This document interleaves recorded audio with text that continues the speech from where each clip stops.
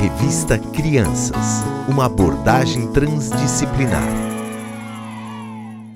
Bem, estamos inaugurando nesse momento a série Maria Somos Todas Nós, as questões acerca de ser mãe. E inaugurando essa série, nós estamos com a Clarice Ricobon. A Clarice irá nos falar um pouco sobre a amamentação, o que está em jogo.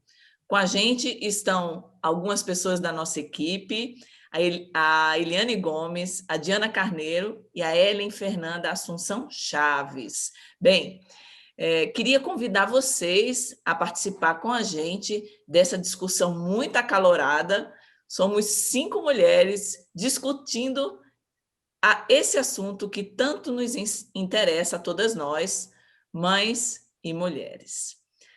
Bem, a Clarice Ricobon, eu vou apresentá-la para todos vocês, é graduada em Psicologia pela Universidade Federal do Paraná, especialista em Clínica Infantil e Adolescência pela PUC também, do mesmo estado, é psicanalista, atua em consultório particular e psicóloga da Prefeitura Municipal da cidade de Curitiba desde 2001. Tem experiência na área de clínica infantil há 20 anos.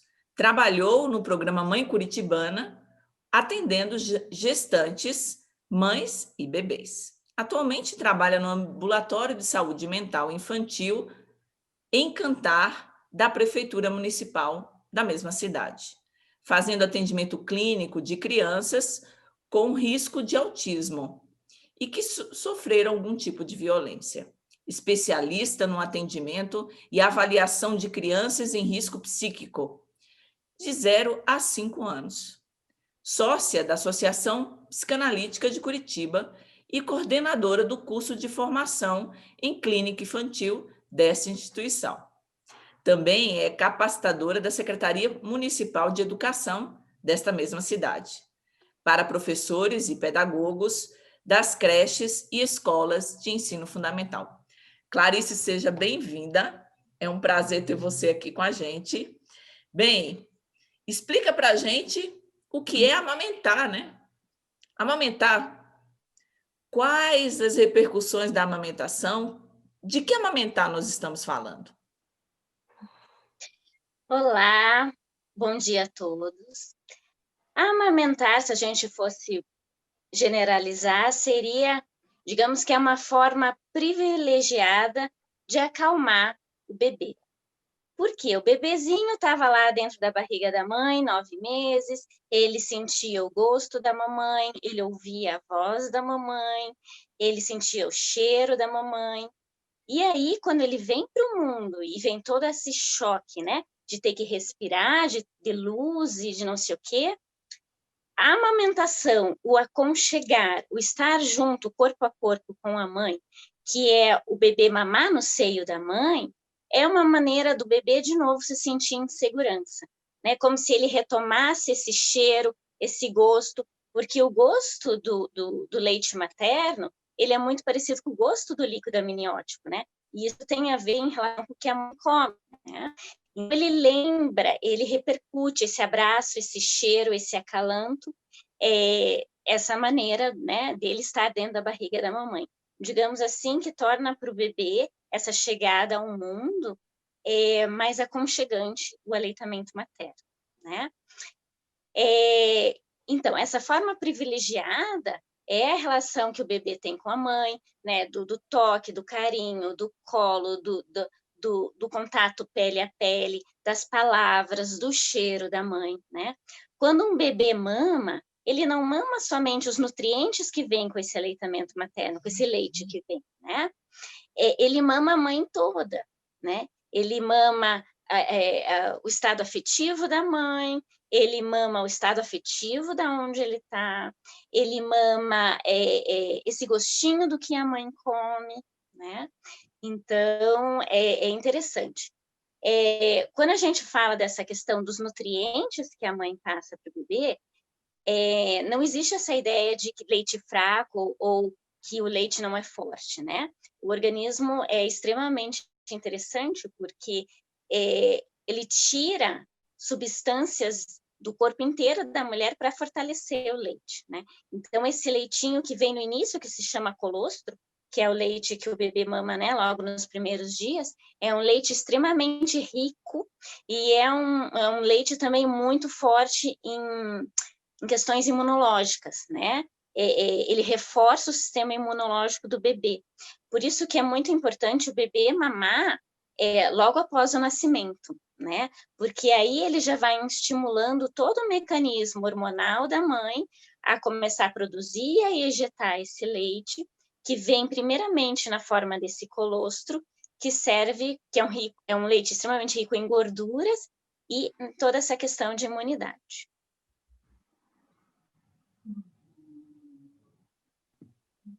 Eli, você quer fazer alguma pergunta para Clarice? Vamos começar, então. Clarice, qual que seria, então, a diferença para o bebê e para a mãe de uma alimentação realizada por mamadeira ou por o aleitamento materno? Sim, existem várias diferenças, tanto para a mãe quanto para o bebê. A alimentação, quando ela é feita pelo seio, é uma experiência muito mais rica, né? Tanto para a mãe quanto para o bebê. Né? Para o bebê, o que acontece? É mais difícil para o bebê sugar o peito do que a mamadeira. O bebê tem que fazer muito maior esforço, né? Tanto que às vezes a gente vê quando o bebê mama, ele começa a suar, né? Porque é como se ele estivesse fazendo um esforço físico para sugar e para sair o leite, né?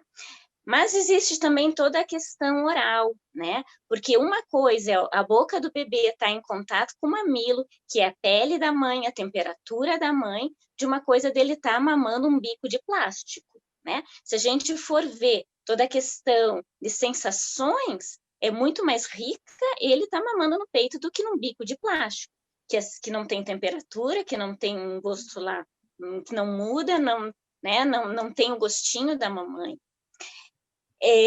Tem também toda a questão de, como eu disse, que quando o bebê mama de fórmula, é sempre o mesmo gosto, né? Não muda. Quando ele mama no peito, o gosto do leite muda de acordo com o que a mãe se alimenta, né? Então, ele também já começa a experimentar variações de gosto, que isso pode facilitar depois também a própria introdução de alimentos, né? Porque ele já está acostumado com outros sabores. Mas existe uma outra coisa que para o bebê é essencial, que quando se dá de mamar para um bebê recém-nascido, isso é uma coisa que a gente tem que tomar cuidado. Quando a gente fala, a gente tem que ver que idade de bebê a gente está falando. Porque uma coisa é um bebê recém-nascido, outra coisa é um bebê de 1 ano, né? Já passou uma longa trajetória aí. Então, estilos de mãe aí de um recém-nascido é outro de um bebê de 1 ano. Mas a gente está falando aqui de recém-nascido, né? É extremamente importante para um recém-nascido que seja sempre a mesma pessoa a dar de mamar, né? Porque quando o bebê mama, ele mama todo esse ambiente, como eu falei, o gosto, o cheiro, a sensação, o toque. E quando muda de pessoa para pessoa, cada hora um vai dando de mamar para esse bebê deixa de se reconhecer como sendo ele mesmo. Porque quando é muito pequenininho, o bebê só se sente ele mesmo em continuidade com a mamãe ou com essa pessoa que dá de mamar para ele, né? Então, a mamadeira, qualquer um pode dar. Agora, o peito não. É sempre a mesma pessoa que dá. Então, isso é algo que faz com que o bebê se sinta mais em segurança. A Françoise Doutor, ela conta uma história muito interessante, e eu já utilizei isso na minha prática e realmente funciona, de bebês, às vezes, que são hospitalizados, né, e eles param de mamar. E ela daí dá a orientação de levar uma roupa que a mãe utilizou para o bebê colocar junto, sentir o cheiro enquanto ele ia mamar, por exemplo, na mamadeira. E aí os bebês voltavam a mamar, sentindo o cheiro daquela roupa da mãe, né? E isso é uma coisa que eu já fiz na minha prática também, é bem interessante, né? O quanto essas questões sensoriais, do cheiro, do gosto para o bebê é muito forte, né? Para a mãe, também é uma grande diferença entre ela dar de mamar no peito ou na mamadeira, né?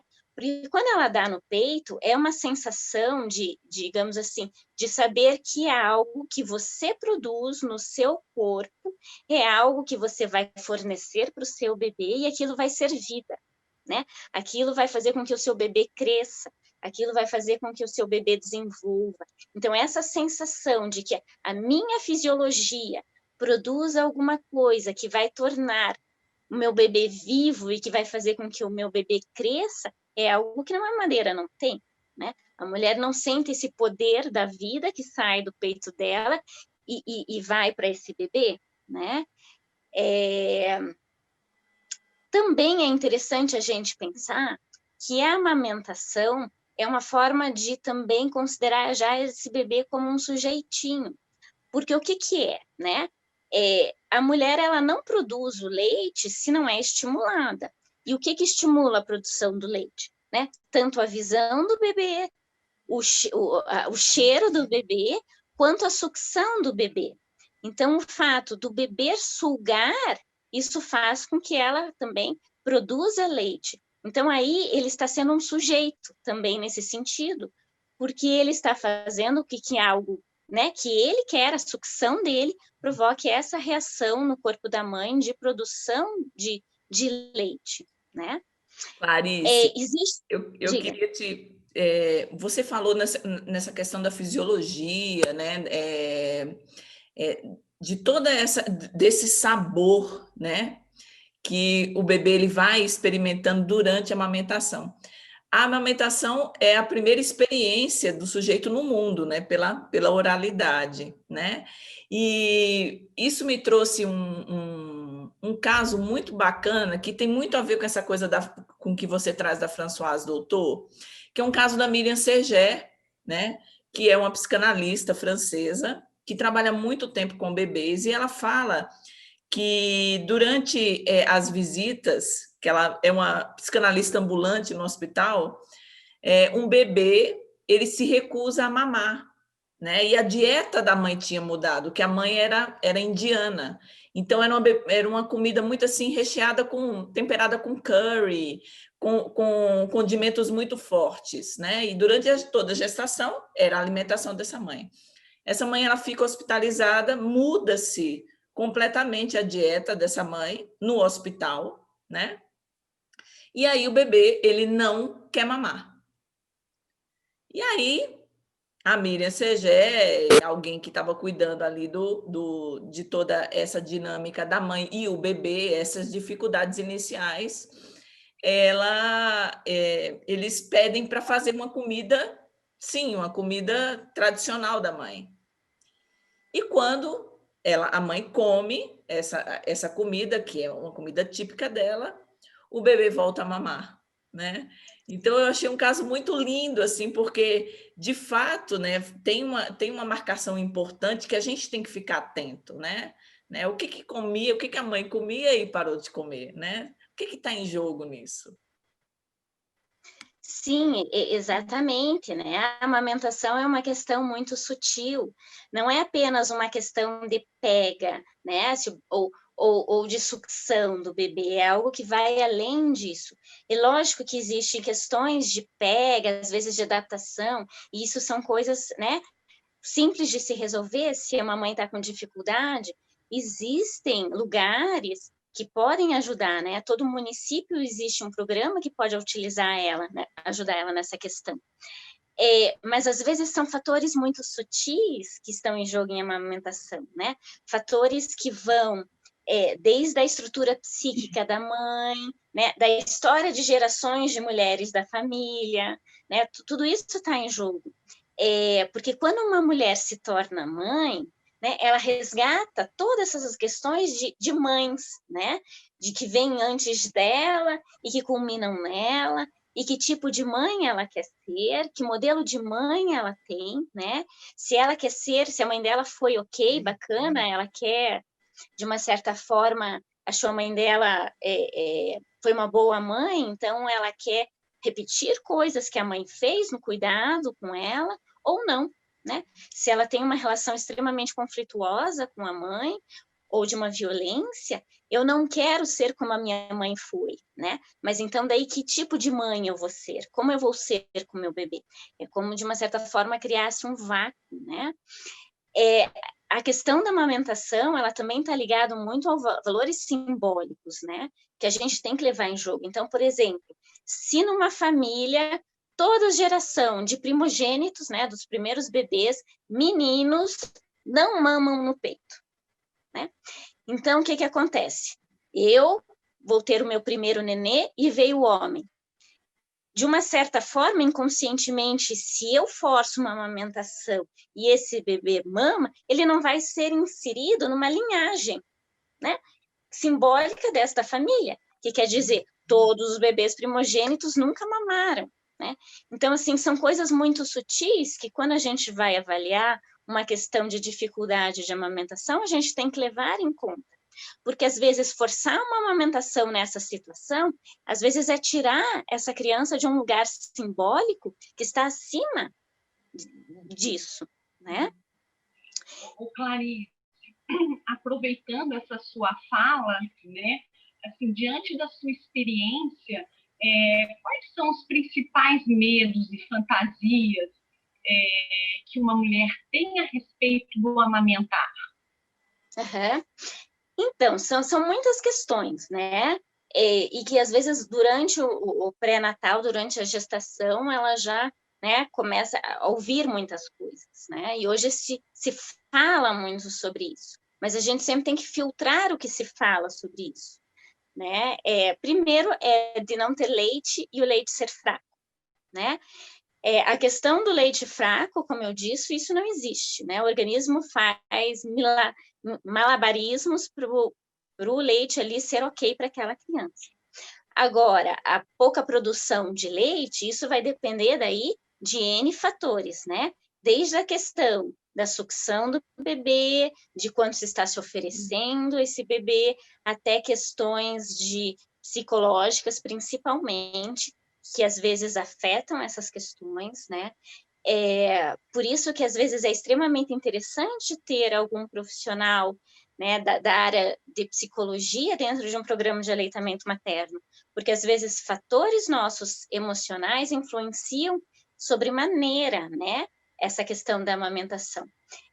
Inclusive até a questão de como o bebê reage a isso, porque uma mãe extremamente angustiada, uma mãe extremamente deprimida, uma mãe extremamente sozinha, ela passa isso para o bebê, de uma certa forma. O bebê é um radarzinho, né? Uma esponjinha. Ele capta, de uma certa forma, muito fácil, tudo que está ao redor dele. Então, se uma mãe extremamente angustiada, o bebê sente isso e, às vezes, recusa o mamar, né?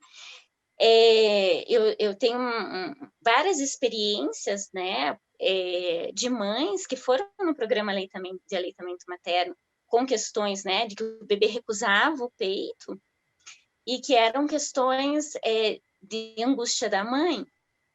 Uma vez eu atendi uma menininha, ela tinha 10 dias de vida, né, e a mãe estava produzindo muito leite, estava tudo ok, o bebezinho tinha todo o reflexo de sucção ok, e o bebê estava com muita fome, né? Na hora que eu segurei aquele bebê, ele começou a sugar o meu jaleco desesperadamente.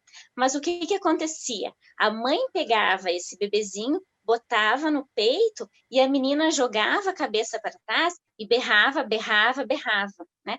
A gente tirava ela do colo, ela sugava o jaleco, a gente botava no peito, ela jogava a cabeça para trás e berrava, berrava, berrava. Ela claramente estava recusando, né, aquele peito. E aí eu pensei, bom, alguma questão deve existir aí, né? E aí eu comecei a conversar com a mãe, né? A enfermeira pegou o bebê, foi passear um pouco com o bebê e eu fui conversar com a mãe. E aí eu perguntei para ela como que ela estava, como é que tinha sido a gestação dela. E aí ela falou que a gestação não tinha sido muito fácil, não. Que ela tinha sofrido muito a gestação. E que ela ia me contar uma coisa que ela nunca tinha contado para ninguém. Essa mulher, ela era diarista e ela continuou trabalhando até o final da gestação. E ela disse que quando ela tinha 7 meses, ela foi trabalhar, mas ela não se sentiu bem e ela voltou para casa. E quando ela voltou para casa, ela encontrou o marido dela com outra mulher na cama.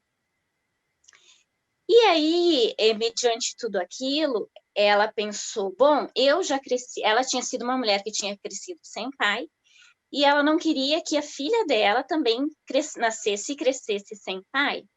E o marido, na época, tinha dito que não ia mais fazer aquilo, enfim, que tinha sido um lapso. E ela decidiu dar uma chance para o marido e continuar, né, nesse casamento e não contar para ninguém. Porque na cabeça dela, se ela contasse para alguém, para um familiar, para a mãe dela, iam querer que ela se separasse. E ela não queria se separar. E ela me contou tudo isso chorando muito, muito, ela chorou muito, extremamente angustiada, né? Porque ela nunca tinha contado isso para ninguém. E é o interessante que ela foi no programa de aleitamento materno sozinha, né? Ela morava numa região longe, né? Mas na periferia de Curitiba, e ela veio com um bebê de 10 dias de ônibus sozinha, sem ninguém. Então, isso já são, né, sinais de que tem algo aí. E essa mulher, ela chorou muito, muito. E depois que a gente conversou, eu peguei a nenê e expliquei para ela o que tinha acontecido, né? Que a mamãe estava muito angustiada, estava triste, que aconteceu umas coisas difíceis, mas que não era nada com ela, que a mamãe queria muito que ela mamasse. E daí a gente botou essa menininha no peito. E essa menininha mamou, mamou, mamou, mamou como se assim fosse a última coisa da vida dela, né? Mamou com uma intensidade muito forte, né? E é óbvio, a mãe começou a chorar, a gente começou a chorar, a equipe inteira começou a chorar, né? Porque foi muito lindo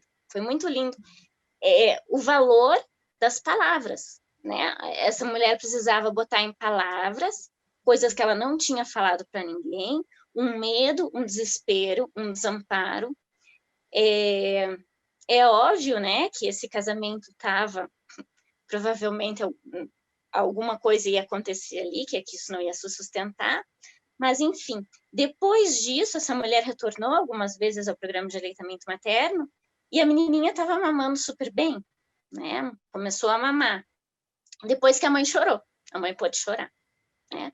Então, essa menininha, o que ela estava recusando ali quando ela jogava a cabeça para trás, não era a mãe, né? Era essa angústia da mãe, esse choro da mãe reprimido. Às vezes não, quase sempre, né? Quando um bebê recusa o peito, é o fim para a mãe, porque ela sente-se rejeitada, ela sente-se como se o bebê não quisesse ela, como se ela tivesse sendo uma péssima mãe, né? Quando, na verdade, às vezes não é nada disso, né? Esse é um caso, o bebê não estava rejeitando a mãe, ele não estava conseguindo lidar com essa angústia da mãe, né? Quando vai tudo bem né, no aleitamento, a mãe se mira no bebê e vê o bebê mamando bem, crescendo bem, e ela se sente bem. Puxa, estou sendo uma boa mãe, esse bebê gosta de mim. E a mesma coisa o bebê, né? Quando o bebê mama e ele vê alegria, e ele vê satisfação, e ele vê bem-estar na mãe, ele reflete nisso também, do tipo, então mamãe gosta de mim, eu sou bem-vindo, né? Traz alegria. Uhum. Então, por isso que a gente às vezes tem que tomar cuidado que o aleitamento materno não é um aleitamento a qualquer preço, a qualquer custo, né? Porque quando a gente dá de mamar, a gente dá também toda essa esfera. Então, uma mãe que dá de mamar com muita dor, com sofrimento, com mal-estar, o bebê capta isso, e isso acaba tendo consequências, né, na própria relação da mãe com o bebê. Então, a gente tem que tomar... Desculpa, Clarice. Eu acho que a Ellen tem uma pergunta muito bacana para te fazer em relação a essas. Vai lá, Ellen, está com você. Então, puxando esse gancho aí, eu queria falar que, assim, há muitas mulheres que relatam o desejo de amamentar e não conseguem. Então, o que acontece nesses casos? Ou quais são esses dificultadores? Uma questão que a gente tem que ver realmente quando elas falam em desejo de amamentar é que desejo é esse, né? É uma primeira questão que a gente tem que ver. Porque às vezes se caem dentro de uma questão de ter que, né? Hoje em dia tem que, porque se você não amamentar, você não é uma boa mãe. Você tem que dar de mamar, é como se fosse um must have, né? Tem que acontecer assim, tem que ser daquele jeito. Porque dizem que é bom, porque se eu quero ser uma boa mãe, eu tenho que fazer isso. Ninguém tem que fazer isso, né? Às vezes as mulheres acabam tendo experiências desastrosas na amamentação, porque não era um desejo delas, na verdade, inconsciente, né? Mas que conscientemente, como todo mundo dizia que ela tinha que era o melhor para o bebê, ela acaba se submetendo. Aí é uma outra questão, melhor para o bebê. Mas o que é o melhor para o bebê? É melhor para o bebê mamar de uma mamadeira de uma mãe tranquila, satisfeita, feliz, ou ele mamar num peito de uma mãe que enquanto ele está mamando está chorando de dor, né? Que bem é esse, né? Essa é uma questão.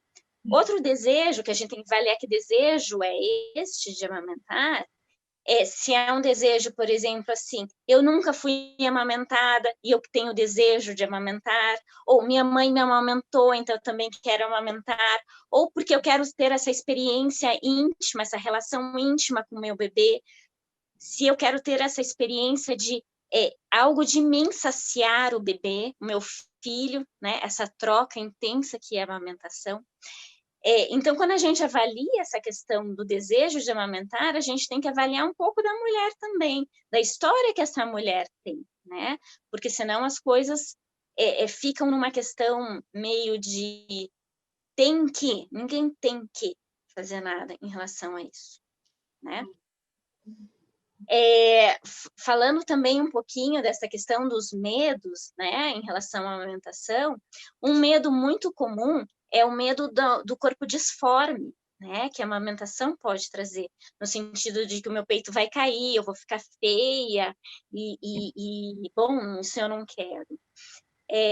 Bom, né, o peito vai cair de qualquer jeito, você dando de mamar ou você não dando de mamar, é uma questão da fisiologia.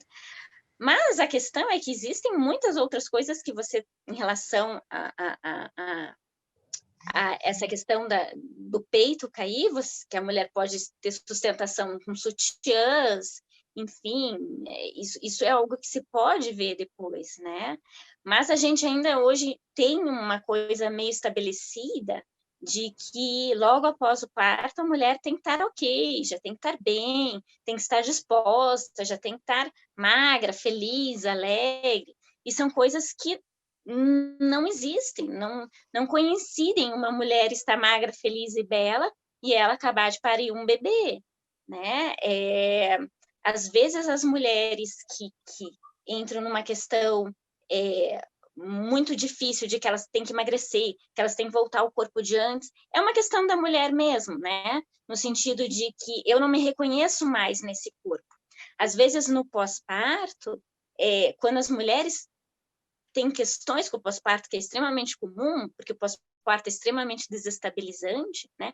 Uma tentativa de resgatar a mulher que eu era antes do parto é uma tentativa de resgatar o corpo que eu tinha antes de engravidar. Só que isso é de uma impossibilidade, porque o teu corpo nunca mais vai ser o mesmo, né?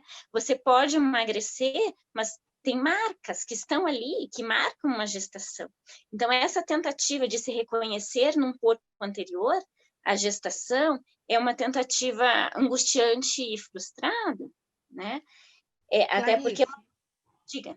Oi, desculpa interromper, mas é que você falou de marcas e eu fiquei pensando, você já vem dizendo, né, ao longo da tua fala, uma coisa bem importante que eu já queria fazer o gancho para perguntar, que, né, pelo que você está dizendo, tem todo um aspecto inconsciente, emocional, que vai junto com a amamentação. Então, já pegando esse gancho, eu queria que você só falasse um pouquinho, o que poderia, você já vem dizendo, mas complementar um pouquinho, o que poderia dificultar o processo ou o bom andamento da amamentação? Você falou um pouquinho da história geracional dessa mãe, né, desse desejo de amamentar, você podia falar mais um pouquinho disso? Tá, além de situações da vida da mãe, né? Por exemplo, eu já atendi mulheres, por exemplo, que logo que o bebê nasceu, por exemplo, a mãe morreu, a mãe faleceu, né? Aí a mulher num processo de luto, numa angústia, num medo, a amamentação não acontece, não rola, ela não tem essa disponibilidade, né? Porque para amamentar, a mulher tem que ter disponibilidade. Não digo disponibilidade de tempo, disponibilidade psíquica, né? Que é uma outra coisa, que o bebê demanda, né? A mulher precisa, de uma certa forma, sair do narcisismo dela e doar um pouco do seu narcisismo para o bebê, né? Às vezes, pessoas extremamente narcisistas, elas têm dificuldade com todo o processo de maternagem, com todo o processo de aleitamento, porque elas não saem, às vezes, de uma posição infantil, né? Então, mulheres, às vezes, em posições infantis, perante a vida, perante os seus pais, têm muitas questões de amamentar, porque elas têm que encarnar um outro lugar. Não é mais encarnar, talvez, o papel de filhinha, mas encarnar um papel de mãe, que elas têm dificuldade de ultrapassar essa barreira, né? E aí, nesse caso, me chama a atenção o seguinte, porque às vezes é uma condição da mulher, mas não enquanto crítica, né?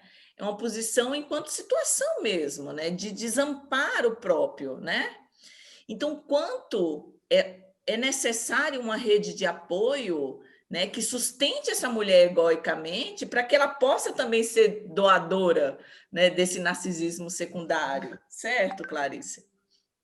Sem sombra de dúvidas, né? Às vezes são questões inconscientes que afloram, né? A maternidade, ela aflora muitas questões nas mulheres, né? Muitas das questões, às vezes, que estavam adormecidas, elas afloram. Então, por isso que, às vezes, é muito interessante buscar ajuda. Mas essa questão do desamparo e da solidão é algo muito evidente, né? A gravidez já é um momento de muita solidão, apesar de estarmos rodeadas de pessoas, né? Pai, mãe, a gente pode ter um meio social bem amplo, mas a gravidez é algo que se vive sozinha, você e com o bebê, né? E a amamentação também. É lógico que o ambiente ao redor, ele pode ser um ambiente assegurador, tranquilizador, e eu acho que entra aí uma questão muito importante das avós e do pai, né? As avós, elas têm um papel importante aí no sentido de, principalmente a mãe da mãe, né? No sentido de também de passar a batuta, no sentido de que eu fui sua mãe, agora é sua vez de ser mãe deste bebê, né? Uma vez eu estava dando um curso sobre aleitamento materno e uma das pessoas que estava aparecendo no curso, ela é descendente de índios. E ela contou uma história muito bonita, né? Que ali na tradição das mulheres, né? Da família dela, logo após o parto, né? A mãe da puérpera, ela coloca a mulher numa tipo de uma banheira e ela que dá banho na filha. Então, ela dá banho, ela arruma o cabelo, ela limpa, ela cuida da mulher, né? Eu achei isso lindíssimo, porque é uma maneira de você propiciar que a mulher que acabou de ter um bebê seja maternada para ela maternar, né? E é isso. As mulheres, às vezes, elas precisam um pouco ser cuidadas, maternadas, para elas poderem maternar. Porque se elas se encontram num total desamparo, numa solidão, Clarice, isso complica muito. Aproveitando, né, uma pergunta que não quer calar e que isso gira em torno de um mito, né? Quem desmama quem? Como é que é essa história? Sim. Isso é muito interessante porque a gente fica falando o tempo todo que tem idade de mamar, né? Aleitamento exclusivo até os 6 anos, depois até 2 anos ou mais, mas ninguém diz como se faz um desmame, né? O desmame, na verdade, ele é uma consequência de como foi todo o processo de amamentação, né? Se às vezes foi um processo tranquilo, ok, o desmame acaba também entrando dentro disso, né? Como eu falo um processo, o que eu digo, né? A gente tem que tomar muito cuidado que cada bebê e cada mãe, durante a amamentação, eles são únicos, cada bebê é único, cada bebê tem seu ritmo. Então, hoje se preconiza, não, você tem que dar de mamar de 2 em 2 horas.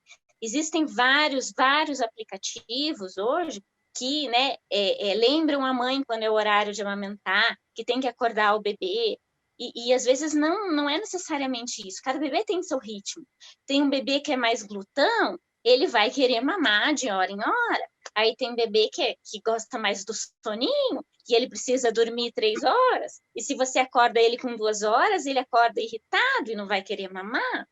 Então, assim, é o ritmo de cada um, de cada mãe, de cada bebê nisso. Não existe um ritmo fixo, que é o ritmo da pulsão de cada um, né?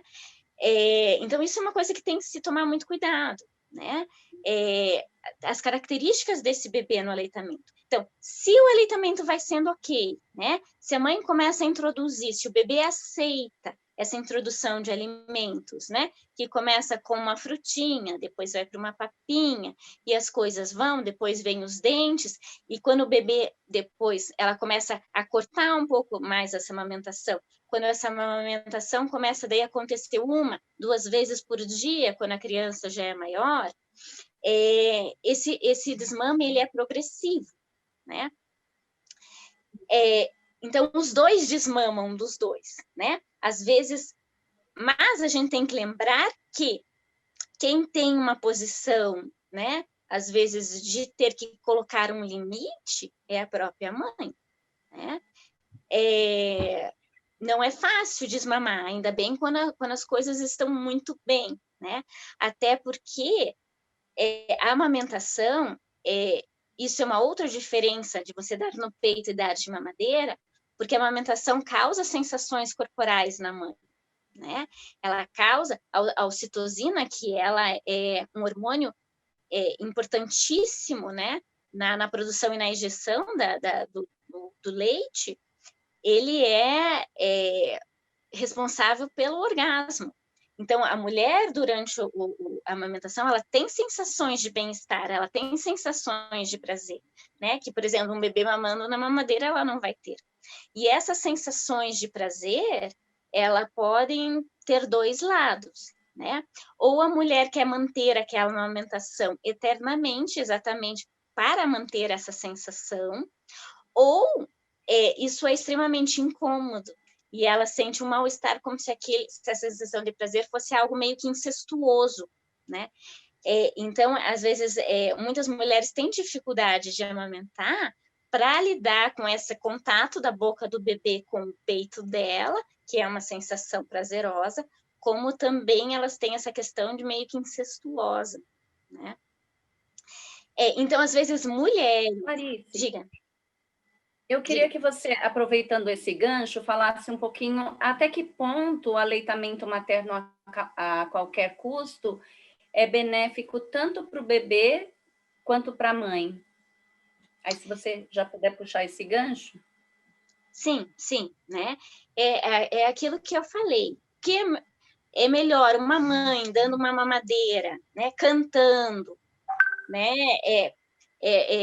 Acarinhando, do que uma mãe chorando, desesperada, né? O bebê capta isso, e ela também capta isso, né? Várias vezes eu já atendi mulheres que têm tanta dor ao dar e mamar, que elas chegam com a expressão corporal de dor, e quando o bebê vai chegando perto do peito, elas vão se encurvando e afastando, né? É óbvio que o bebê vai perceber isso, é óbvio que o bebê vai sentir pelo comportamento da mãe, pela maneira como a mãe o segura, que ele é causador de uma dor nela. E para um bebê saber que ele é o causador da dor na mãe dele, é algo muito complicado, né? Então, às vezes, é melhor você dar uma boa mamadeira bem dada do que você amamentar no peito com muito sofrimento, né? Porque, como eu disse, o bebê capta a tua voz, a maneira como você o segura, o teu olhar, a tua expressão facial. Isso é extremamente importante, né? Porque o bebê, antes se achava que quando o bebê nascia, ele não enxergava nada, né? Hoje se sabe que um bebê nasce, ele enxerga a uma distância de 20 centímetros, que não é à toa, é a distância do peito para o rosto da mãe.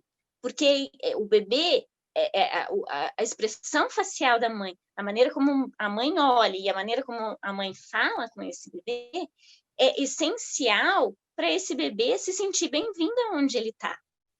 Né? Então, essas outras questões que a gente tem que levar em conta quando a gente fala que o aleitamento materno ele não é a qualquer preço, não é a qualquer custo.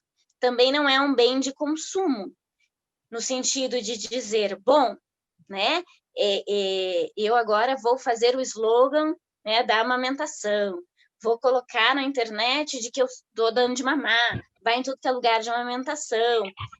É algo ali, né, de que às vezes a mulher quer, de uma certa forma, comprar um marketing, né, e às vezes as coisas não são bem assim, às vezes o bebê também não quer, né, não é só a mãe que tem questões com a amamentação, o bebê também, e às vezes os próprios bebês se desmamam, né, tem muitos casos dos próprios bebês que, deu, acabou, chegou. Então, o desmame é uma parceria dos dois. Né? E eu fico pensando assim, né? É obrigado dar peito para criança, né? Toda mulher ela tem obrigação, porque a gente acompanhou os últimos dados do Ministério da Saúde e aumentou, né? Aumentou em 50%, mais de 50%, os casos, né, de mães que amamentam seus bebês, né? Mas eu fico pensando assim,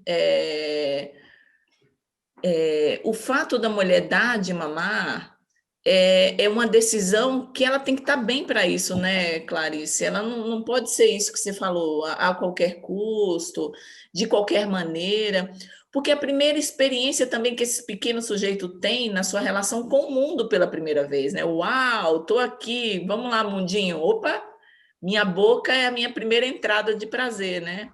E se essa entrada não é plena para os dois, né, para esse encontro amoroso, né, pelo que você está falando aqui, não vai funcionar, né? Sim, sim. Uma questão bem importante que às vezes os profissionais de saúde, né, principalmente quem lida com essa questão, né, de puericultura e do pré-natal, eles se colocam numa posição de saber. Né? Eu sei coisas que você não sabe, então você tem que me ouvir e fazer como eu estou te mandando fazer. E aí de você se não fizer como eu estou mandando você fazer. E excluem completamente a subjetividade, tanto da mãe quanto desse bebê, né? Que, na verdade, a pessoa que mais sabe desse bebê é a mãe, não é a gente. A gente tem um saber de fora, a gente pode ter um saber científico, a gente pode ter um saber técnico, mas um saber subjetivo, um saber daquele bebezinho, é só a mãe que tem. Então, a gente não tem que vir com os nossos saberes numa pretensa arrogância, né, técnica, dizer você tem que fazer isso, e se você não fizer isso, você não está sendo uma boa mãe. Quem sabe do seu corpo, quem sabe do seu bebê e quem sabe dessa relação muito íntima e muito importante é cada mulher. Né? Cada mulher de acordo com a sua história. É interessante isso que você está falando, porque assim, não é só um peito na boca de um bebê, né? É tudo que está em volta disso tudo, né? Isso tem que estar harmônico, isso tem que estar bem. Não é você pegar eu penso assim, enfim, presenciei algumas cenas da enfermeira pegando o peito da mãe, enfiando na boca do bebê, como se fosse só isso que interessasse, mas o conjunto está desarmônico, o conjunto está precisando de apoio, não é um peito só, né? Exatamente. Mesmo porque, né, Jana, né, Clarice, né? Porque o bebê, quando ele nasce, né, a mãe, ela leva um tempo, né, de aproximadamente 2 semanas, aproximadamente, né, para poder aquele bebê imaginário estar ali no concreto, né? Então ela leva um tempo de adaptação, né, para aquele bebê. Então, quer dizer, já o bebê nasce, já vai o peito na boquinha do bebê, mas ela ainda está olhando aquele bebê que até então era só imaginário, né, e que agora está ali, né, presente, né? E aí tem esse tempinho aí. Sim, tem. Hoje, na maternidade, eles já colocam o bebê no peito assim que o bebê sai da barriga da mãe, né? Exatamente para estimular toda essa questão, né, da produção de leite, né? Também, né? E também essa parte, né, da mandíbula do bebê, né? Então ele tem que realmente nesse primeiro contato, né? Sim, mas uma coisa é você diferenciar o incentivar, né, o querer de uma certa forma fazer com que as coisas fluam e as coisas aconteçam com o imperativo, né? O imperativo é da ordem da ordem mesmo, né? Que você tem que fazer isso, eu estou te mandando, se você não fizer isso, você não vai ser uma boa mãe. Isso é uma coisa muito perigosa que a gente vê hoje em dia, que são ideias muito prontas, taxativas e rigorosas, de que se você não fizer isso, isso e aquilo, você não está sendo uma boa mãe. E aí as mulheres se perdem, né? Porque se sentem extremamente culpadas, porque a mulher não consegue, não dá conta, tem 1.500 coisas para fazer, tem que se haver com esse bebê, tem que se haver com o seu corpo, tem que se haver com a experiência do parto, que é um encontro com o real, que a mulher precisa se organizar, né? A mulher também precisa juntar os cacos do corpo dela depois do parto, né? Porque é como se o parto e a amamentação, o corpo não pertencesse à mulher, né? Pertencesse ao médico, pertencesse à enfermeira, e tanto que entram no quarto sem bater a porta, invadem, né? Tiram roupa, mostram, como se aquele corpo não pertencesse mais a uma mulher, né? Mas sim a um puro peito do bebê. Isso também é uma outra questão muito complicada, né? Uma mulher que amamenta, ela não é só o peito que dá no bebê, ela não é só a mãe, é uma mulher que tem ali. Então, isso é uma questão que não devemos desconsiderar. Clarice, deixa eu só fazer só mais uma perguntinha. Estou pensando no caso da menininha que você contou agora, né? Tão lindo da menininha que não queria mamar. E queria que você falasse um pouquinho, então, quando procurar alguém, um profissional, um psicanalista, um psicólogo, alguém de escuta em relação a essas questões de amamentação. Sim. É bem interessante, tá? Existem programas de aleitamento materno, tá? Nos municípios. Geralmente está na carteirinha do bebê, os contatos, tá? Pelo menos aqui de Curitiba, o programa de aleitamento materno que se chama PROAMA, ele consta um número na carteirinha do bebê, tá? Inclusive tem um telefone celular 24 horas que a mulher pode ligar a qualquer momento quando ela está com questões, tá?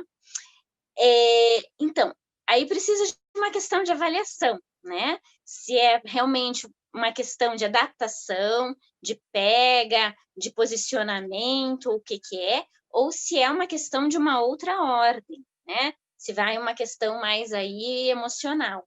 Se é uma questão daí mais emocional, eu acho muito importante buscar ajuda, sim, porque existe uma coisa que a gente deveria falar mais, que se chama depressão pós-parto, né?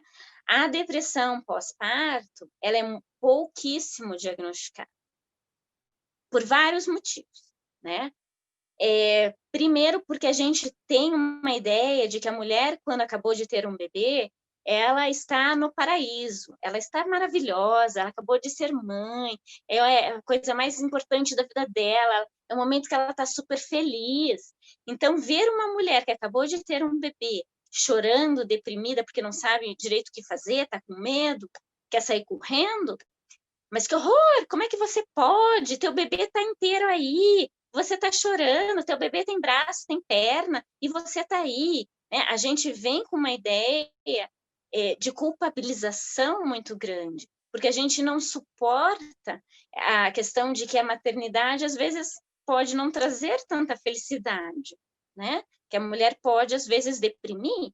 Então, assim, a família nega, a mulher nega, os médicos negam, que ter que, de uma certa forma, lidar com uma tristeza no pós-parto é algo que pode acontecer. E muitas mulheres que elas não são tratadas em depressão pós-parto, isso leva a um quadro depressivo crônico, né? Então, hoje se sabe-se que a grande maioria das mulheres que na faixa dos 50 anos tem depressão crônica, a depressão iniciou num pós-parto não diagnosticado. Então, é importante, muito importante, né? Quando você não está se sentindo bem. É lógico, existe uma diferença, às vezes, num período do pós-parto, que a gente chama de baby blues, que é um período em que a mulher fica meio fora da casinha, digamos assim, né? Existe uma ambivalência emocional muito grande. Uma hora eu estou super feliz, no minuto seguinte eu estou chorando. Num minuto eu acho que eu vou ser a mãe mais maravilhosa do mundo, eu e meu bebê somos tudo. No minuto seguinte eu sou a pior mãe do mundo, eu nunca vou dar conta, né? Essa instabilidade, ela é normal e acontece com quase 90% das mulheres, né? E acontecem principalmente no momento que a mãe leva o bebê para casa, né? Quando ela tem que se haver com esse bebê, quando esse bebê, de uma certa forma, ganha força, ganha vida, né? E ela vai ter que elaborar os lutos, né? Do bebê na barriga dela, do corpo dela que mudou, desse bebê, como a Diana falou, né? Desse bebê que eu fantasiei, eu idealizei a minha gestação toda e que agora eu estou tendo que lidar com um bebê que é outro, né? É um outro sujeito, né? Então a mulher tem que lidar com muitas questões. Então esse baby blues, ele é normal e ele vai passando no decorrer dos dias. O problema é quando isso não passa, isso só vai se agravando, né? A mulher, ela vai cada vez não suportando mais o choro do bebê, ou o choro do bebê já é angustiante, ou o choro do bebê não diz mais nada para ela começa a ficar extremamente irritada, agressiva, qualquer coisa deixa extremamente irritada. Ela não tem mais vontade de cuidar do bebê, ela não tem mais vontade de cuidar dela mesma. Uma característica bem interessante do estado depressivo pós-parto é que a mulher não tem vontade de tomar banho, não tem vontade de escovar os dentes, de se cuidar. Então, assim, com esses sinais, busca ajuda, né? Porque, como eu falei, não é só uma questão de um problema, né, da mulher futuramente ter depressão, mas é algo que às vezes interfere na relação dela com o bebê, porque um bebê reage a uma mãe com um rosto triste, com um rosto chorando, amargurada, né? Então isso traz consequências para o bebê também. E eu fico pensando nessas questões, né? Aqui em off, a gente conversando, ele trouxe uma questão muito importante que um amigo perguntou, né? Onde é que está o homem nessa história toda? Mas eu fico perguntando assim também, né? Que a mulher, ela quando ela sai da maternidade, ela sai mãe, né? Tá ali na barriga dela antes um projeto, né? Que a gente torce que esse projeto vá adiante, né? Como a gente sabe também que tem projetos que não vão adiante, que será um tema de um outro podcast nosso, que são mães de bebês natimortos e não mortos, né? Mas e quando a mamãe sai de casa com aquele projeto de gente lá constituído, desenhado, escrito, né? E chega lá, nossa, e agora, né? Tô com esse pacotinho aqui, esse pacotinho de sensações, que está intimamente ligado comigo, mas eu sou casada também, né? E aí, onde é que entra eu, mulher, né? E eu, mãe? Essa ambivalência, né, Clarice? Sim, você tocou duas questões bem importantes, né? Qual é o papel do pai, né? O homem fica meio de fora disso, né? Fica meio como um coadjuvante, de uma certa forma. O que ele pode fazer é proporcionar um ambiente assegurador, um ambiente familiar, um ambiente psíquico para essa mulher mais estável, né? Porque às vezes conflitos conjugais intensos, questões com o genitor dessa criança, é algo que atrapalha muito, né? não só o vínculo da mãe com esse bebê, mas o próprio andamento, né, da amamentação, né? Mas hoje o que eu percebo, os homens estão vivendo mais isso, né? Estão vivendo mais essa questão da paternidade. Tanto que existe, eles deram um nome de síndrome de Kovad, né? A essa questão dos homens durante a gestação, eles também começarem a sentir as sensações da gravidez, né? Ficam enjoados, a barriga cresce, né? Eles, às vezes, têm questões esquisitas, têm desejos também. Então, hoje, o homem está mais participativo disso. Até porque as ecografias trazem isso mais de perto, né? Principalmente a ecografia 3D, 4D, né? Porque antes da ecografia, ainda a relação do homem com o bebê dentro da barriga é muito virtual, né? Ele só vai se dar conta realmente que ele se torna pai quando ele está com o bebê, né, no colo, quando ele vê o bebê ali na realidade dele, né? Até então era uma coisa muito virtual, né? Não é o corpo dele que está em jogo, não é o peito dele que está em jogo, né? Mas, numa certa forma, ele tem esse papel que eu acho que é extremamente importante de propiciar que a amamentação aconteça e entender a própria amamentação também, né? Porque às vezes tem muitos homens que podem entrar numa rivalidade com esse bebê. Eu atendi às vezes um casal que o pai era bem mais velho que a mãe, né? E ele dizia claramente na consulta que a mulher não ia amamentar porque o peito era dele, não era do bebê, né? Então, o homem, de uma certa forma, tem que entender que vai ter momentos ali de que, bom, o peito é do bebê, né? Mas a gente também tem que cuidar que a mulher, quando se torna mãe, não deixa de ser mulher, né? O feminino não se resume à maternidade, né? Existe um outro lado do feminino que permanece na mulher e que ela não pode ser negligenciado, né? Clarice, ou às vezes de um pai também muito jovem, né, e imaturo, né, que também não compete com o bebê, né, essa mãe, essa mulher, né, que na verdade ela não fica no lugar da esposa, mas ela fica no lugar da mãe dele. E aí começa a competir com o bebê, como é um caso que eu estou atendendo, né, de um pai muito menino, né, e que está disputando com essa esposa, né, o lugar desse bebezinho de um mês, né, que por sinal é uma menininha, né? Então, né, a coisa ficou bem mais séria para ele. E isso é muito comum, né? Relações em que o próprio casal já tem uma relação meio, né, de mãe com filho, e aí realmente ela se torna mãe, e esse bebê que vem, ainda é pior se for do sexo masculino, entra em competição, entra em rivalidade, né? E aí é muito difícil para a mulher ter que lidar com essa situação, né? Como eu disse, às vezes tem mulheres que têm questões, né, por permanecerem numa postura infantil, os homens também entram dentro dessa lógica, né? O aleitamento materno, ele exige, de uma certa forma, uma maturidade emocional, né, tanto da mãe quanto do pai, porque ele demanda que essa mulher saia de uma posição infantil para ela estar numa posição de cuidar, né? De dar um pouco dela para o outro. Não é só dar o leite, né? Ela dar um pouco dela.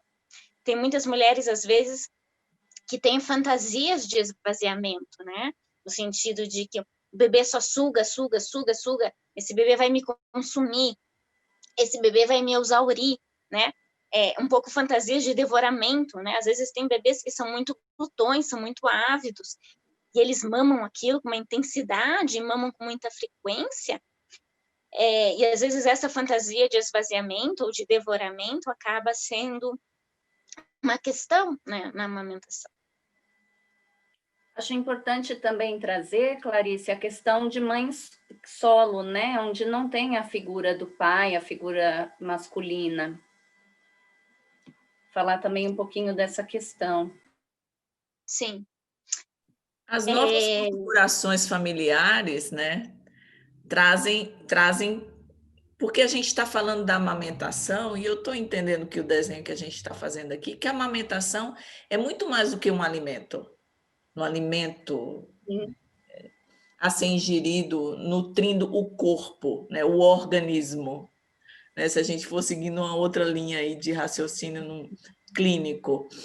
Porque a gente sabe que o sujeito é muito mais do que um organismo, ele é algo que habita, que anima essa relação do ser no mundo, né? Seguindo a filosofia mais do Heidegger, alguma coisa mais assim, o ser no mundo.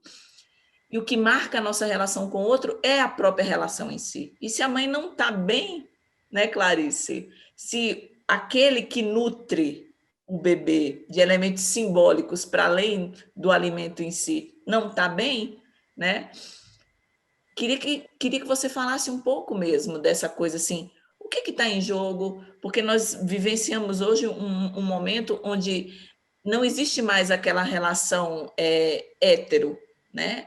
As famílias são compostas de várias maneiras diferentes, né? E onde entra o mamar aí? Sim. Só acrescentar a questão da importância da rede de apoio, que aí você já junta tudo. Tá. A história, né, de uma relação de uma mãe com um bebê não é uma história que começa a acontecer a partir do nascimento desse bebê.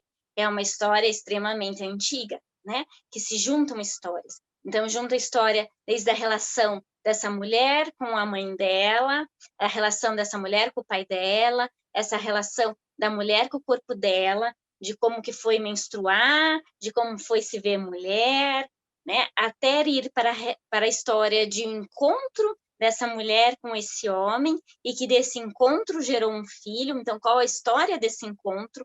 Qual é a história da concepção desse bebê? Né? Qual é a história da gestação e qual é a história do parto? Aí sim a gente vai poder começar a entender qual é a história da relação dessa mulher com esse bebê. Então, quer dizer assim, a relação dessa mulher anteriormente, a forma como esse bebê foi concebido, tem repercussões, sim, né? Para uma mulher, uma coisa é ela ter um bebê fruto de uma relação de desejo dos dois e que os dois desejavam muito esse bebê e esse bebê nasceu. Outra coisa é a história de uma gestação que ela foi para balada, ficou com um cara e nunca mais viu o cara. Outra coisa é a história de uma gravidez que aconteceu perante uma violência. Então, são histórias, né, que culminam nisso. E aí também são histórias de família, são histórias, né, dessas múltiplas possibilidades, né? E essa questão da mãe solo, como você falou, tem nisso também, né? Quem foi esse genitor? O que tem aí por trás, né? Porque às vezes a relação que a mulher tem com esse genitor também às vezes influencia muito a relação que ela vai ter com esse bebê, né? No sentido de dizer, bom, sei lá, eu fui fruto de um cara que chegou bêbado e esse bebê é fruto e ainda esse bebê é a cara daquele cara. Né? Então, assim, isso tem consequências, de uma certa forma, na maneira como cada mulher se relaciona ao bebê. E o fato de nós, mulheres, estarmos cada vez mais sozinhas nessas configurações familiares é algo que eu vejo na clínica que tem consequências, né? Se a gente fosse pensar a maternidade de tempos atrás, a maternidade era algo que concebia toda a família, né? Então, assim, tinha a avó, o vô, a avó, a sogra, o sogro, né? O papagaio, o periquito, as famílias eram mais numerosas, tinham-se irmãos. Hoje a mulher está vivendo a maternidade muito sozinha, né? Não, porque cada um tem sua casa, cada um tem seu momento, né? Hoje existe muito essa possibilidade de morar em outras cidades, de morar em outros países, que aí toda essa rede de apoio fica muito frouxa, né? E a frouxidão dessa rede de apoio tem repercussões no sentido de cada vez mais a mulher está vivendo essa maternidade muito sozinha, desamparada, né? eu acompanhei algumas mulheres que tiveram bebês agora durante a pandemia e que elas se viram muito sozinhas, porque, por exemplo, a avó que viria em auxílio recorrer, às vezes não pode, né? Alguma amiga, alguma tia, as mulheres, enfim, né? A união das mulheres nesse momento faz toda a diferença. Seja essa mulher quem for, então, não tem, né? Então as mulheres estão tendo que lidar com a maternidade com conversas pelo celular, por Zoom, ou conversas com o próprio médico pelo celular, né? E que, enfim, eu tenho que tirar o microfone. Tem que tirar. Ô Clarice, tem também você falando disso, né? E a Ellen lembrando, né? As mulheres que fazem a produção independente, mulheres sozinhas, executivas, que querem, né, terem os seus bebês e que não precisam contar mais com a presença de homem. Vai num banco de sêmen, compram, escolhem todo o biotipo e está tudo bem. Né? Então, acho que agora essas novas configurações também contam, né, com essa questão, né, dessa produção assistida, né, essa nova produção assistida pela medicina, né, e não mais pelo homem em si, né? Sim, sim. Mas a gente tem que tomar cuidado que essa questão do amparo pode ser feito por qualquer um. Às vezes até um profissional da saúde acaba sendo essa fonte de amparo, né? Quando eu trabalhava no programa de aleitamento materno, algumas mulheres precisavam entrar em contato por telefone diariamente com a enfermeira, para a enfermeira reassegurar, não, tá tudo bem, ele está crescendo, né? Então, esse amparo não necessariamente pode ser de um homem, mas deve existir alguém, né? Alguém que acolha, que ouça, né? Que até entenda essa posição da mulher, para a gente não viver isso muito sozinha, né? E eu acho que isso as mulheres têm, né? Podem trazer um elo entre si. Os grupos de amamentação ajudam, os blogs ajudam, né? Às vezes também não ajudam, mas enfim, a gente sempre tem que ficar com um pouco de ouvir às vezes as coisas com um pouco de receio, no sentido que às vezes muitas coisas na internet vêm como um imperativo, no sentido de que você tem que fazer isso, porque se você não fizer isso, você não é boa mãe. Mas, né, esse mundo virtual hoje eu acho que está aí também para dar um conforto. E isso me lembra um caso, né, de uma mãe que fala que o filho tinha alergia ao seu próprio leite, né? E a gente está falando de toda uma fisiologia aí. Tem um seminário, um documentário na Netflix falando sobre os bebês, que é muito interessante. Tem uma pesquisadora que fala justamente, a pesquisa dela é sobre o leite, né? E aí, fazendo todo um estudo em relação à composição do leite, enfim, o que está em jogo nesses nutrientes e tudo mais. E eu lembrei justamente que a mulher, essa conversa que a gente teve lá no início da nossa conversa, né, do quanto esse leite também ele é da ordem do natural, né? E quando uma mãe chega com o discurso que o filho tem alergia ao seu leite, né? O que está em jogo aí nessa alergia, né? E qual que é... Aí a mãe vai na internet e começa a construir um caminho que leva para uma artificialidade, né? E quando essa criança cresce, ela cresce com um estigma que ela tem alergia ao leite, da proteína do leite. E ela é levada a tomar um leite, que é um leite muito artificial, que tem um gosto horrível. E é interessante, eu queria trazer esse ponto de reflexão para a nossa discussão, porque a criança é levada a uma desnaturalização da alimentação, e quando está na fase de comer comidas gostosas, né, frutas, enfim, essa criança ela tem uma resistência muito grande, né, a comer esse tipo de comida gostosa, porque houve todo um condicionamento na história dessa criança que o levou, né, a uma rejeição alimentar. E a gente fica muito preocupado, e eu acho assim, essa discussão que a gente está tendo aqui, Clarice, esses ensinamentos que você está trazendo para a gente muito importante, para falar que a condição preliminar do sujeito no mundo, que inicia a nossa vida nesse mundinho nosso, é a relação via oralidade, e o que permeia essa oralidade, né? Sim. É interessante isso que você falou, né? Que alergia ao leite materno. Na verdade, isso não existe, né? Foi uma construção que essa mulher fez para explicar isso. Mas você veja que dramático, né? Quer dizer, o bebê tem alergia à mãe. E isso é pesado, é duro. Uma criança que vai crescer com essa alergia à mãe, né? Que foi o que ela deu de significação para aquilo que talvez nem ela entendia, né? Podia ser um bebezinho como aquele que eu falei, né, que recusava o peito porque a mãe estava muito angustiada. Então, pode ser que algo da angústia dessa mãe, ou algo, né, no meio dessa mãe, alguma coisa estava acontecendo, né, de que o bebê estava percebendo ali e o bebê acabava... porque os bebês fazem isso, né? Os bebês trazem à tona, às vezes, os conflitos inconscientes da mãe e do pai. Eles escancaram aquilo que, às vezes, a gente não quer ver, né? O bebê não tem como você esconder nada do bebê, né? O bebê capta tudo. Não adianta você dizer, eu estou triste, mas eu vou dar de mamar com um sorriso no rosto para o bebê não perceber que eu estou triste. Isso não existe, né? O bebê vai, ele vai pegar. Não existe você esconder, né? Nem dizer meias palavras, nem falsas palavras. O bebê sabe, né?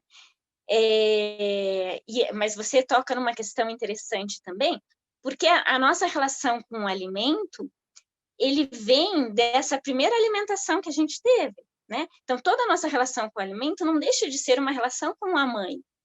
Então, quer dizer, esse bebê que tinha alergia ao leite materno, todo tipo de alimentação, de uma certa forma, também é uma alergia àquilo que aconteceu naquele momento, né? Então, quer dizer, é uma questão com a mãe que acaba se repetindo na alimentação. Eu atendi uma criança que já estava grandinha, ela tinha 6 para 7 anos, ela só comia nuggets, não comia mais nada. E aí a mãe conta que esse bebê, quando nasceu e ela estava dando de mamar, ele se afogou e ele quase morreu, né? Ela teve que ligar pedindo urgência, e aí o bombeiro ensinou ela, né, o que fazer, enfim.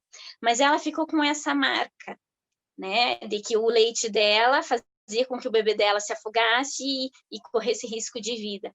Então, toda vez que ela continuou dando de mamar por um tempo, mas toda vez que ela alimentava esse bebê, seja no peito, seja de mamadeira, ela alimentava com uma profunda ansiedade. Ela já era uma pessoa muito ansiosa, mas quando ela ia dar de mamar, a ansiedade vinha muito forte, né? E aí essa criança sempre teve muita dificuldade de se alimentar, porque todo o alimento vinha junto com essa ansiedade da mãe. E essa ansiedade da mãe ele não queria, então ele recusava, né? Então, assim, a forma também como é feito esse aleitamento materno, sim, repercute também na relação que a gente vai ter com a comida, né? Bem, nós estamos caminhando para o final. Eu queria perguntar para a minha equipe se as meninas querem fazer alguma pergunta para a Clarice, aproveitando os minutos que nos restam. A Eli, Diana, a Ellen. Não, ninguém quer? Eu tenho uma pergunta última para fazer. Toda mulher é obrigada a dar o peito? Tá. Não. Cada mulher tem a sua relação com o seu corpo e com o seu bebê que ela desejar, né? Não existe algo de fora que diga você, sua família e esse bebê que juntos, né? Vocês, cada um dentro do seu contexto, que vê o que tem desejo, o que não tem desejo, o que é mais adequado e o que é possível, né? Porque a gente também não adianta lidar com com um desejo gigante, mas aí chega a realidade, a gente tem que lidar com aquilo que é possível, né? Legal. É isso. Clarice Ricobon, psicanalista de Curitiba, muito obrigada. Foi um prazer ter você aqui com a gente. Aprendi muita coisa. Eu acho que as meninas também da revista Crianças aprendeu bastante. E eu espero que essas tuas palavras possam ajudar muitas mulheres e muitas mães aí que estão às voltas com a amamentação. Eu te devolvo a palavra para você, enfim, deixar uma última mensagem aqui para todo mundo.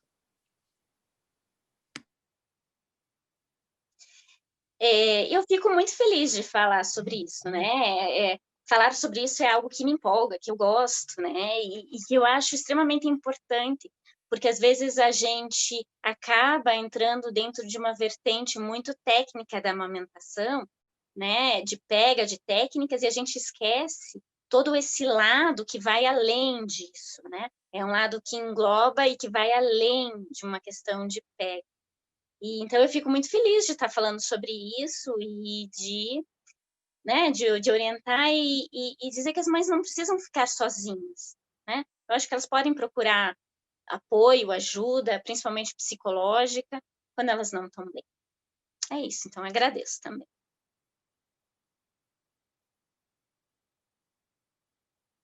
Eu me castro toda vez que eu estou falando.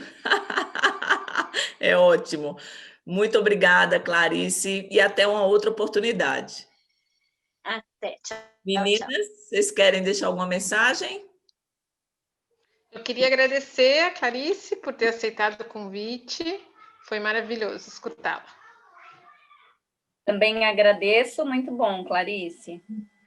Clarice, queria dizer que eu aprendi muito com você. Eu acho que eu passaria o dia todo te ouvindo, adorei.